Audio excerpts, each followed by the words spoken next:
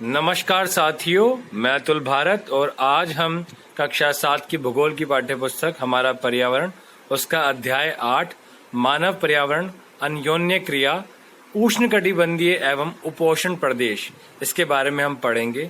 कक्षा 7 के अंदर हमने पर्यावरण, जल, वायु, मृदा, वनस्पति, संचार के साधन, एक दूसरे से जुड़ने के रेल मार्ग, ये सब हम लोगों ने इस बुक के अंदर पढ़ा है, एसएसटी के अंदर। अगर आपने चैनल को अब तक सब्सक्राइब नहीं किया तो चैनल को सब्सक्राइब कर लीजिएगा, क्योंकि हमारी जो वीडियोस होती हैं, इस वीडियो के बाद में हम जो चैप्टर कंप्लीट हो जाता है उसके बाद में हम क्वेश्चन आंसर भी लगाते हैं, क्वेश्चन आंसर सेट भी करते हैं, जिसके अंदर हम लिखित रूप में वीडियो के माध्यम से ही इन प्रश्नों के उत्तर लेके आते हैं। और आपको जरूर इस वीडियो का फायदा होगा, तो आप सब्सक्राइब बटन दबा दीजिएगा, बेल आइकॉन दबा दीजिएगा और इस वीडियो को एंड तक देखिएगा। आइए हम शुरू करते हैं और जानते हैं कि मानव पर्यावरण और हमारे उष्णकटिबंधीय क्षेत्र उपोष्ण प्रदेश क्या है। रेणुका बहुत उत्साहित थी। एक क्लास की बात हो रही है। उसके चाचा श्रीकांत लगभग 4 महीने के बाद आज घर में थे। वह एक वन्य जीव फोटोग्राफर थे, वाइल्ड लाइफ फोटोग्राफर थे तथा बहुत यात्रा करते थे, क्योंकि बहुत सारे जंगलों में जाना पड़ता है फोटो खींचने के लिए। बहुत छोटी उम्र से ही रेणुका की रुचि वन्य जीव एवं वनों में थी। जब उसके चाचा ने प्रकृति संबंधी पुस्तकों से उसका परिचय कराया, दूरस्थ भूस्थल एवं वहां रहने वाले लोगों की तस्वीरें उसे हमेशा आकर्षित करती थी। विश्व के विभिन्न भागों में रहने वाले निवासी, देखिए आप यहाँ पे अलग अलग देशों में या अलग अलग क्षेत्रों में, अलग अलग इलाकों में अलग अलग प्रकार के यहाँ पे लोग आपको देखने को मिलेंगे। यहाँ पे आपको चीन के, नॉर्थ ईस्ट के और आपको दक्षिण अमेरिका के, अफ्रीका महाद्वीप के, भारत के लोग आपको यहाँ पे देखने को मिलेंगे, यूरोप के देखने को मिलेंगे। रेणुका इन तस्वीरों में तुम विश्व के विभिन्न भागों के लोगों को देख सकती है। इनमें कुछ शुष्क रेगिस्तान से हैं, मतलब जहाँ बिल्कुल शुष्क सूखा रेगिस्तान होता है, कुछ बर्फीले प्रदेशों से हैं एवं कुछ गर्म नम वर्षा वनों से हैं। वे मुझसे कितना अलग दिखते हैं, रेणुका ने कहा। वे देखने में भले ही अलग हो, लेकिन उनके भोजन, कपड़ा एवं मकान जैसी जीवन की मूल आवश्यकताएं हमारे समान ही है, श्रीकांत चाचा ने कहा। उनके बच्चे भी शायद तुम्हारी ही तरह खेलते हैं, कभी झगड़ते हैं, फिर समझौता कर लेते हैं, ऐसे हम लोग भी करते हैं दोस्ती यारी में। गाते ही नाचते हैं एवं घरेलू कार्यों में अपने परिवार की मदद करते हैं। वे प्रकृति के करीब रहते हैं एवं जीवन की शुरुआत में ही प्रकृति की देखभाल करना सीख जाते हैं। वे मछली पकड़ना एवं वनों में सामग्री एकत्र करना सीख जाते हैं। यहाँ पे अध्याय 8, 9 एवं 10 में आप विश्व के विभिन्न प्राकृतिक प्रदेशों के निवासियों के जीवन के बारे में सीखेंगे। यहाँ पे किताब हमें बता रही है। और क्या आप जानते हैं, जब स्पेन के अन्वेषकों ने इस नदी की खोज की, ठीक है, यहाँ पे अभी एक नदी की बात हो रही है तो हम पहले उसकी बात ही कर लेते हैं। अमेजन बेसिन में जीवन। अमेजन जो नदी है वो, मतलब आप ये देखिए कि दुनिया की सबसे लंबी नदी तो नील नदी है जो अफ्रीका महाद्वीप में है, लेकिन अमेजन नदी दुनिया की सबसे बड़ी नदी है। मतलब उसमें सबसे ज्यादा पानी जो है किसी अगर नदी में है तो वो अमेजन बेसिन में, अमेजन नदी में है। अमेजन नदी के अपवाह तंत्र में है, जो हमने पहले भी पढ़ा हुआ है। और ये जो नदी है यह दक्षिणी अमेरिका महाद्वीप में स्थित है, वहीं पे बहती है। और ब्राजील के अंदर, मुख्यतः ब्राजील जो देश है, जो दुनिया का, रूस, कनाडा, संयुक्त राज्य अमेरिका, चीन, ब्राजील, ऑस्ट्रेलिया और उसके बाद में भारत, ठीक है। जैसे आपको पता, चीन जो ब्राजील है वो विश्व का 5वां सबसे बड़ा देश है और उसके अंदर ये बहती है। तो अभी हम मानचित्र में भी देख लेंगे। अमेजन बेसिन के विषय में जानने से पहले हम मानचित्र देखें। चित्र 8.2। ध्यान दें कि उष्णकटिबंधीय प्रदेश कर्क रेखा और मकर रेखा के मध्य स्थित है। आपको पता है भूमध्य रेखा के 10 डिग्री उत्तर से 10 डिग्री दक्षिण के मध्य के भाग को भूमध्य रेखीय प्रदेश कहते हैं, ठीक है। तो आप यहाँ पे देखिए कि ये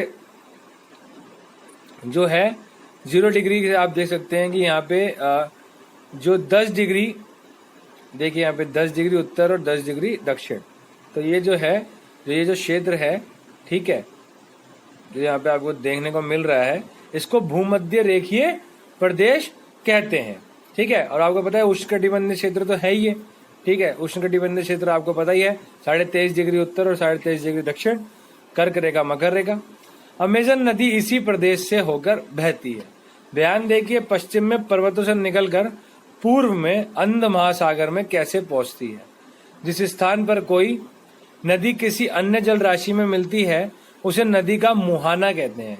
अमेजन नदी में बहुत सारी सहायक नदियां मिलकर अमेजन बेसिन का निर्माण करती है।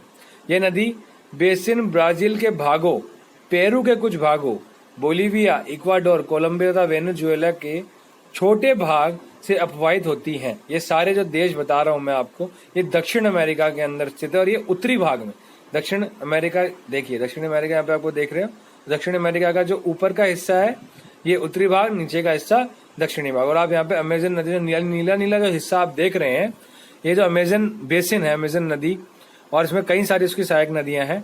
तो आप यहाँ देख सकते हैं कि इक्वाडोर, कोलंबिया, वेनेजुएला और पेरू, बोलीविया, इन सारे देशों के, और ब्राजील तो है ही, इन सारे देशों के मध्य में ये बहती है।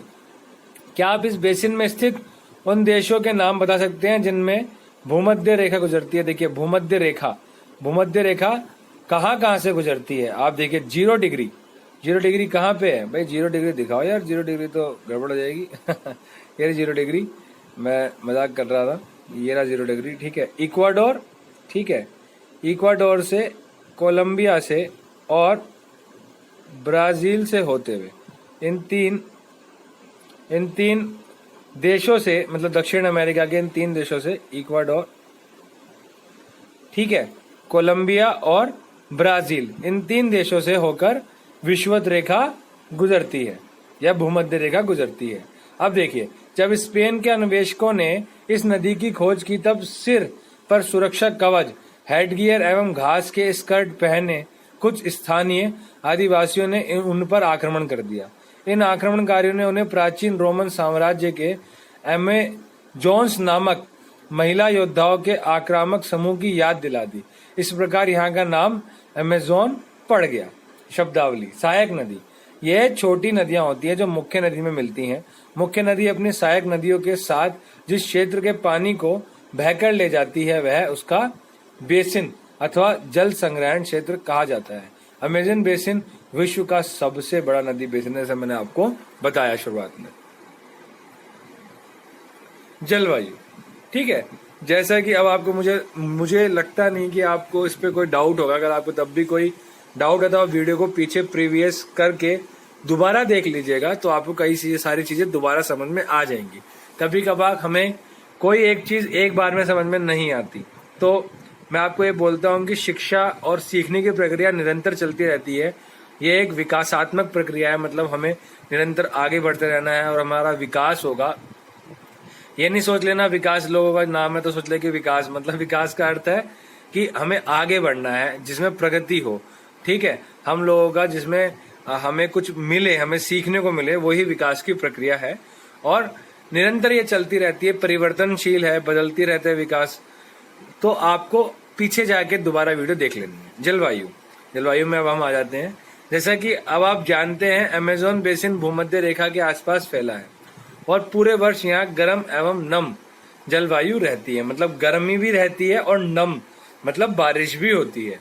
यहाँ का मौसम दिन एवं रात दोनों ही समय लगभग समान रूप से गर्म एवं आर्द्र होता है। वही चीज बता दी, गर्म, और नम मतलब आर्द्र ही होता है, नमी, आर्द्र। शुष्क मतलब सूखा, तथा शरीर में चिपचिपाहट महसूस होती है क्योंकि चारों तरफ हमेशा वातावरण में पानी ही रहता है, क्योंकि गर्मी पड़ती है और पानी भाप बन के वाष्पित होने लग जाता है, तो वह वातावरण में मिलता है जिसके कारण चिपचिपाहट हो जाती है। इस प्रदेश में लगभग प्रतिदिन वर्षा होती है, मतलब हर रोज डेली वर्षा होती है, और वह भी बिना किसी पूर्व चेतावनी के। दिन का तापमान उच्च एवं आर्द्रता अति उच्च होती है। रात के समय तापमान कम हो जाता है लेकिन आर्द्रता वैसी ही बनी रहती है, ठीक है। ये अमेजोन वन है, देखिए हमेशा हरे भरे सदाबहार वन। वर्षावन। इन प्रदेशों में अत्यधिक वर्षा के कारण यहाँ के भूमि पर सघन वन उग जाते हैं। चित्र 8.3 में आप ये देख सकते हैं। वन इतने सघन होते हैं कि पत्तियों तथा शाखाओं से छत सी बन जाती है, जिसके कारण सूर्य का प्रकाश धरातल तक नहीं पहुंच पाता। अगर कभी प्रश्न आ जाए कि भाई सूर्य का प्रकाश धरातल तक कौन से वनों में नहीं पहुंच सकता, तो वर्षा वनों में नहीं पहुंच सकता, क्योंकि वहां पे पेड़ पौधे इतने घने होते हैं कि उन सूर्य की रोशनी नीचे पहुंचती नहीं। और वर्षा वन का एक महत्वपूर्ण और एक बेहतरीन उदाहरण है अमेज़न के जंगल, जो कहाँ पे है, दक्षिण अमेरिका में स्थित है, और ब्राजील, पेरू, ये सारे देशों के अंदर ये फैले हुए। यहाँ की भूमि प्रकाश रहित एवं नम बनी रहती है। यहाँ केवल वही वनस्पति पनप सकती है जिसमें छाया में बढ़ने की क्षमता हो। परजीवी पौधों के रूप में यहाँ ऑर्किड एवं ब्रोमीलाइड पैदा होते हैं। ऑर्किड तो आपको पता है कितना महंगा फूल होता है। टूकन, ये देखिए पक्षी यहाँ पे सुंदर सा अभी आपको देखने को मिलेगा, ये वर्षा वन में ही मिलता है। वर्षा वन में प्राणी जात की प्रचुरता होती है। टूकन, गुंजन पक्षी, रंगीन पक्षती वाले पक्षी एवं भोजन के लिए बड़ी चोंच वाले विभिन्न प्रकार के पक्षी, जो भारत में पाए जाने वाले सामान्य पक्षियों से भिन्न होते हैं, यहाँ पाए जाते हैं। प्राणियों में बंदर, स्लॉथ एवं चींटी खाने वाले टैपीर भी यहाँ पाए जाते हैं। ठीक है। सांप, देखिए टैपीर यहाँ पे नीचे है, ठीक है, इसको टैपीर भी बोलते हैं, टाइपीर भी बोलते हैं, यहाँ पे टैपीर लिखा हुआ है, ठीक है। और यहाँ पे आपको बताऊँ ना, जो टैपीर है ये सिर्फ और सिर्फ दक्षिण अमेरिका में ही मिलता है और कहीं पे मिलता ही नहीं है। सांप एवं सरीसृप की विभिन्न प्रजातियां भी इन वनों में पाई जाती है, मगर सांप, अजगर तथा एनाकोंडा एवं बोआ कुछ ऐसी ही प्रजातियां हैं। इसके अतिरिक्त हजारों कीड़े मकोड़े भी इस बेसिन में निवास करते हैं। मांस खाने वाली पिराना, मत्स्य समेत मछलियों की विभिन्न प्रजातियां भी अमेज़न नदी में पाई जाती है। इस प्रकार जीवों की विविधता की दृष्टि से ये बेसिन असाधारण रूप से समृद्ध है। वर्तमान के निवासी, वर्षा वन के निवासी। उससे पहले थोड़ा यहाँ पे कुछ पढ़ लेते हैं। ब्रोमीलाइड एक विशेष प्रकार का पौधा है जो अपनी पत्तियों में जल को संचित रखता है। मेंढक जैसे प्राणी इन जल के पॉकेट का उपयोग अंडा देने के लिए करते हैं। कुछ टीवी चैनल विश्व के वन्य जीव पर वृत्त चित्र प्रसारित करते हैं। इन्हें देखें एवं अपनी जानकारी अपने सहपाठियों को बताएं। कुछ टीवी चैनल है जैसे डिस्कवरी है, हिस्ट्री चैनल है, और ज्योग्राफी, नेशनल ज्योग्राफी के चैनल है, वहाँ आपको मिलेगा, बहुत बढ़िया आपको चीजें मिलेगी, वो आप देखे करो। अगर कुछ लोगों ने मुझे बोला था कि वीडियो कभी कभार उनको साफ नहीं दिखती, तो मैं आपको बता देता हूँ कि आप जो क्वालिटी होती है वीडियो की उसको 360 कर लीजिए, आपको अच्छे से दिखने लग जाएगी। वर्षा वन के निवासी। यहाँ के लोग छोटे से क्षेत्र में वन के कुछ वृक्षों को काटकर अपने भोजन के लिए फसल उगाते हैं। यहाँ के पुरुष शिकार करते हैं, नदी में मछली पकड़ते हैं, जबकि महिलाएं फसलों का ध्यान रखती है। वे मुख्यतः टेपियोका, अनानास और शकरकंद उगाते हैं। क्योंकि मछली या शिकार मिलना अनिश्चित होता है, ऐसे में महिलाएं ही अपनी उगाई शाक सब्जियों से अपने परिवार का भरण पोषण करती है। वे कर्तन एवं दहन कृषि पद्धति का उपयोग करते हैं। इनका मुख्य आहार मिनियोग है, जिसे कसावा भी कहते हैं, कसावा, तथा यह आलू की तरह जमीन के अंदर पैदा होता है। आलू जैसा ही होता है, मिनियोग बोलते हैं या कसावा बोलते हैं। ये चींटियों की रानी एवं अंडकोश भी खाते हैं, मतलब चींटियां जो होती है उन्हें भी खाते हैं। कॉफी, मक्का एवं कोको जैसी नकदी फसलें भी यहाँ उगाई जाती है। वर्षावन अत्यधिक मात्रा में घरों के लिए लकड़ी प्रदान करते हैं। कुछ परिवार मधुमक्खी की छत्ते के आकार वाले छप्पर के घरों में रहते हैं, जबकि कुछ लोग मलोका कहे जाने वाले बड़े अपार्टमेंट जैसे घरों में रहते हैं, जिनकी छत तीव्र ढलान वाली होती है। अमेज़न बेसिन के लोगों का जीवन धीरे धीरे बदल रहा है। पुराने समय में वन के अंदर पहुंचने के लिए नदी मार्ग ही एकमात्र उपाय था। 1970 में ट्रांस अमेज़न महामार्ग बनने से वर्षा वन के सभी भागों तक पहुंचना संभव हो गया। अनेक स्थानों पर पहुंचने के लिए हवाई जहाजों तथा हेलीकॉप्टरों का उपयोग किया जाता है। इस प्रक्रिया के फलस्वरूप वहां के मूल आबादी को उस क्षेत्र से बाहर निकलकर नए क्षेत्र में बसना पड़ा, जहां वे अपने पौराणिक तरीके से खेती करते थे। ठीक है, क्योंकि आपको पता है वहाँ पे हेलीकॉप्टर, हवाई जहाज जाते हैं और भी चीजें होती हैं, तो संघर्ष भी हो जाता है कभी कभार आदिवासियों में और आम टूरिस्टों में। विकास की गतिविधियों के कारण जैविक विविधता वाले वर्षावन धीरे धीरे नष्ट हो रहे हैं। ठीक है, आपको पता ही है कि ज्यादा हम लोग विकास करते हैं, सड़कें, रोड और ये सब बनाते हैं, तो जंगलों से तो जमीन लेंगे हम और सामान्य वहीं से लेंगे।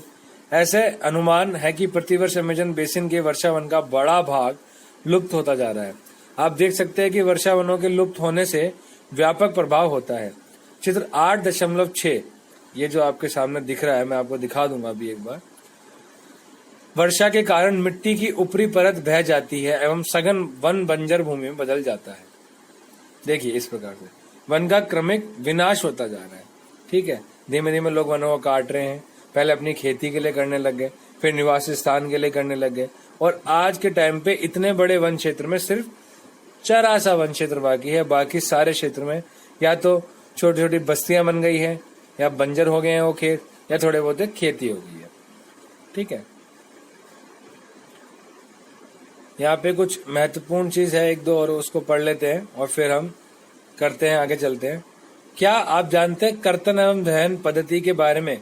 किसान पहले वृक्षों एवं झाड़ियों को काटकर भूमि साफ करते हैं, फिर इनको जलाया जाता है जिससे पोषक तत्व मिट्टी में मिल जाते हैं। इस साफ भूमि पर कुछ वर्षों तक फसल पैदा की जाती है। जमीन के इस टुकड़े पर प्रयोग से मिट्टी में पोषक तत्वों का अभाव हो जाता है, इसलिए इस टुकड़े को छोड़ दिया जाता है। इसके बाद फसल उगाने के लिए किसी दूसरे स्थान पर वो साफ किया जाता है। इस बीच पुराने खेतों में छोटे छोटे वृक्ष उग जाते हैं।